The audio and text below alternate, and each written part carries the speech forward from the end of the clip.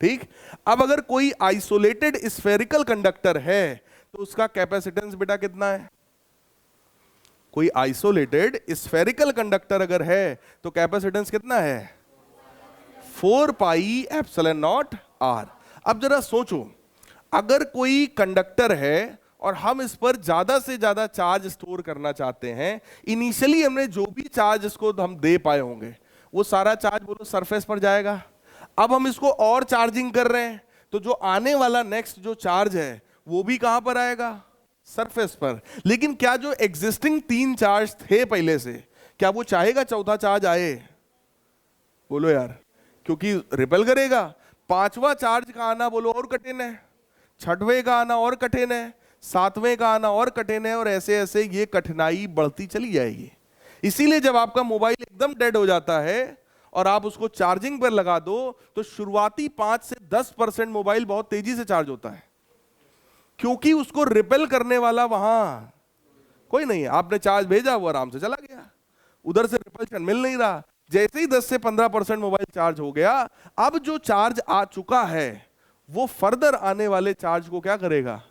Oppose करेगा, repel करेगा। इसलिए उसके बाद की चार्जिंग में थोड़ा थोड़ा समय लगने लगता है, और जब 90 से 100% वाली चार्जिंग होती है तो उसमें सबसे ज्यादा टाइम लगता है। वहां पे रीजन यही है कि 90% चार्ज आ चुका है, अब और ज्यादा चार्ज अगर डालोगे तो ये 90% मिलके उसको क्या करेंगे? रिपेल करेंगे कि इसको बाहर निकालो। बात समझ में आई? तो वही काम हम यहां करने वाले हैं। लेट अस सपोज ये एक कंडक्टर है जिस पर अभी फिलहाल Q चार्ज है, इसका अपना बोलो कुछ पोटेंशियल होगा, और अगर इस पर हम और चार्ज देकर इसकी चार्जिंग करना चाहते हैं, मान लो हमने DQ चार्ज और दिया, तो बोलो हमें इसके ऊपर वर्क करना पड़ेगा। और उस वर्क का फार्मूला क्या होता है? V बराबर W/Q, और चार्ज हम कितना दे रहे हैं? DQ, तो वर्क भी कितना होगा भाई? छोटा सा वर्क होगा अगर थोड़ा सा चार्ज दे रहे हैं तो उस वर्क का फार्मूला हमारे पास आ गया V इंटू DQ। और हम सब ये बात पढ़ चुके हैं कि Q बराबर क्या होता है? CV। तो बेटा V बराबर क्या होगा? V बराबर क्या होगा? Q/C DQ। अब इसी को हम क्या करेंगे? दोनों तरफ इंटीग्रेट। ये इंटीग्रेशन बोलो चार्ज के रिस्पेक्ट में है। इनिशियली कितना चार्ज आपने दिया था?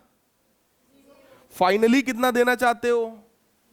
कुछ Q या कैपिटल Q तक 10 कूलम 5 कूलम कुछ होगा, उसको हम रखेंगे यहां पर। और इनिशियली वर्क कितना था, फाइनली कितना होगा? W। dW का इंटीग्रेशन बोलो W होगा, वो भी 0 से लेकर W तक, और यहां पर 1/C कांस्टेंट है, बाहर हो जाएगा। Q dQ इंटीग्रेशन कितना होगा? Q²/2। कहां से कहां तक? 0 से।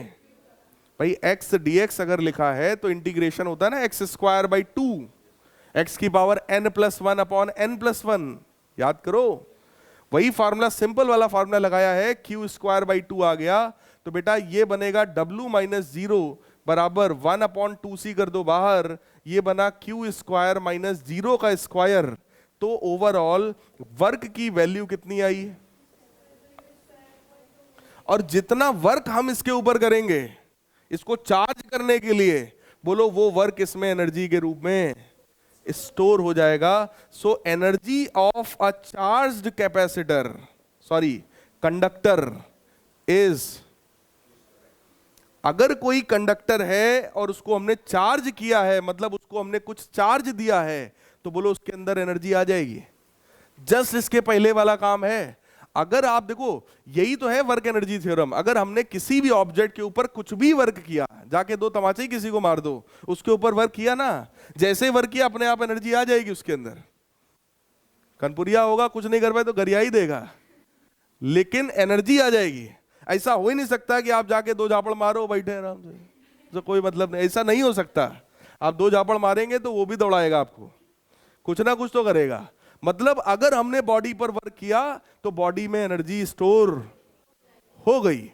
वही काम यहां पर हुआ बेटा। हमने वर्क क्यों किया है? चार्जिंग कराने के लिए। क्यों करा रहे हैं? क्योंकि हम ज्यादा से ज्यादा चार्ज स्टोर कराना चाहते हैं। हमारे दिमाग में तो बैटरी चल रही है, बोलो यार। तो हम ज्यादा से ज्यादा चार्ज स्टोर करवा रहे हैं। ये पता चला कि उस कंडक्टर पे जितना ज्यादा चार्ज है उसमें उतनी ही ज्यादा क्या है, एनर्जी है। क्लियर? और एनर्जी मतलब पैसा। फिजिक्स में एनर्जी मतलब, भाई कल रात में देखो 2-3 बार लाइट चली गई थी, आई होप सबके यहाँ गई होगी, आजकल बड़ा कट रही है लाइट। तो वो लाइट क्या है? इलेक्ट्रिकल एनर्जी है। इलेक्ट्रिकल एनर्जी मतलब पैसा। घर में अगर सोलर सेल लगा लो आप, सोलर प्लांट लगता है ना आजकल, अगर वो आप लगा लेते हो तो वो अपने आप करंट जनरेट करेगा, इलेक्ट्रिसिटी जितना आपके मतलब का यूज कर लेना, तो बिजली का बिल नहीं आएगा कल से। बोलो यार, जिसके भी यहाँ लगा हुआ है 5 किलोवाट का या 10 किलोवाट 8 किलोवाट का लोगों ने लगा रखा है अपने यहाँ पर, तो उनके अपने भर की इलेक्ट्रिसिटी उनको पर्याप्त मिल जाती है, उनका अपना काम चलता है। तो जो बिजली का बिल उनका 6,000 8,000 10,000 15,000 20,000 आ रहा था, वो लगभग 2,000 3,000 1,500। और अगर आपके यहाँ ज्यादा प्रोडक्शन हो रहा है, उतना आप यूटिलाइज नहीं करते हो, तो उतना आप गवर्नमेंट को बेच दो तो पैसा मिल जाएगा। इसका मतलब फिजिक्स में सारा खेल क्या है? एनर्जी मतलब पैसा।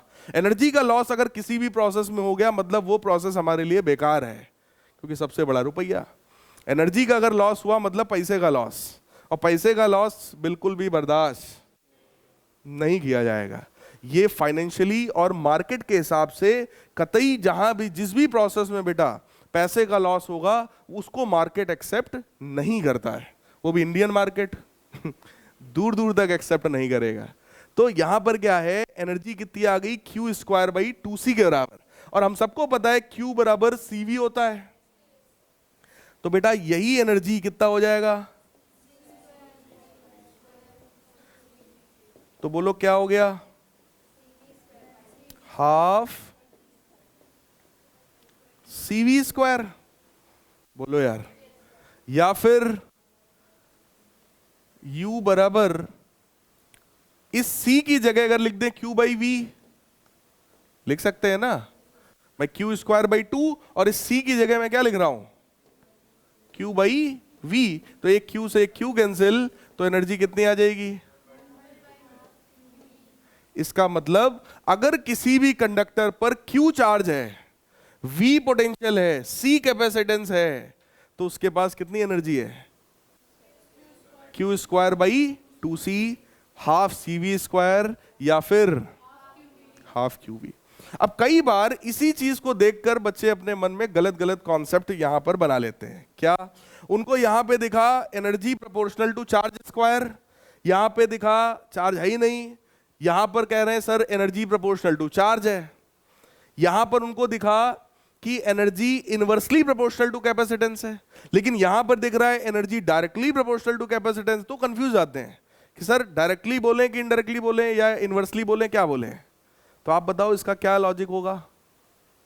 अगर आप इस फॉर्मूले को देखकर ये बोल रहे हो U प्रोपोर्शनल टू Q² है, दिख रहा है ना सबको, लेकिन ये अधूरा सच है तो सही, लेकिन ये तब वैलिड होता है जब C की वैल्यू क्या हो?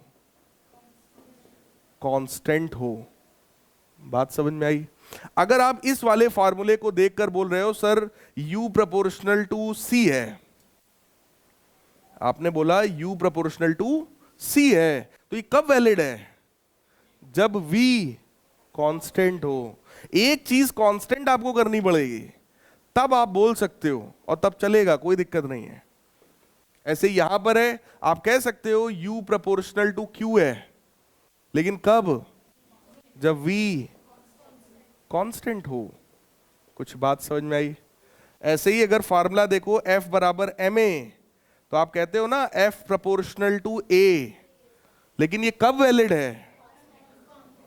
जब मास, अगर मास खुद वेरिएबल हो जाए तो फिर ये फार्मूला हमारा वैलिड नहीं होता। बिल्कुल वही वाली बात है। तो ये कोई याद करने वाली चीज नहीं है, ये लॉजिकल चीज है, इसलिए मैंने समझाया है। फार्मूले ये 3 आपको पता होने चाहिए। वैसे इस बार के सिलेबस में इन फार्मूले का डेरिवेशन हटा दिया गया है, बहुत बड़ा एहसान किया सीबीएसई ने, इतना बड़ा ये डेरिवेशन हटा दिया है 4 लाइन का केवल। लेकिन ये 3 फार्मूले आपको बोल दिया है कि ओनली फार्मूला, वो फार्मूला आपको याद करना है। तो हमको लगा पढ़ ही लो, फिर इतना एहसान काहे ले दूसरों का हम लोग। जब इतना पढ़ा दिया यार तो 3 लाइन का डेरिवेशन और सही है, ये भी पढ़ ही लो। बात समझ में आया? ये फिलहाल डेरिवेशन आपके सिलेबस में नहीं है, सिर्फ ये फार्मूला आपके सिलेबस में, इससे डायरेक्ट वो आपसे क्वेश्चन हो सकता है पूछेंगे। क्लियर है?